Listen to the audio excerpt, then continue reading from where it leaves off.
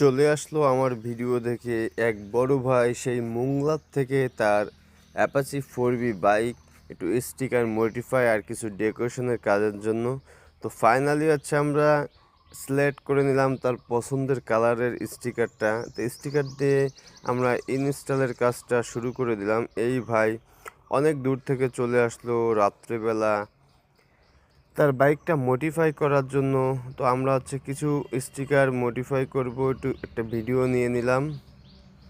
যেহেতু ভাইয়া অনেক দূর থেকে আসলো, তার পছন্দের যে কালারগুলো আছে সেই কালার দিয়ে আমরা স্টিকার মডিফাই করলাম। প্রতিটা স্টিকারের নিচে কিছু না কিছু স্ক্র্যাচ আছে, স্ক্র্যাচ অনুযায়ী আমরা কিছু স্টিকার মডিফাই করে দিলাম। তো ফাইনালি ভিডিওটা কেমন দেখাচ্ছে অবশ্যই কমেন্টে বলে যাবেন। পরবর্তী আমার ভিডিও পেতে পেজটিতে ফলো দিয়ে পাশে থাকবেন। অনেকে আমার অ্যাড্রেসটা জানতে চান। আমার অ্যাড্রেসটা হচ্ছে বাগেরহাট জেলা, চিতলমারি থানা, চিতলমারি পল্লী বিদ্যুতের সাথে শাওন স্টিকার। আমরা হেডলাইটে একটু ব্ল্যাক স্টিকার দিয়েও মডিফাই করে দিলাম, দেখতেই পারতেছেন। তো আমরা একটা কুইক থ্রোটার ইনস্টল করব। কুইক থ্রোটার ইনস্টল করতে গেলে ওই হ্যান্ডেলটা একটু মানে আরও চিকন করা লাগে, যেহেতু ওই জিনিসটা অ্যাকুরেটভাবে যায় না।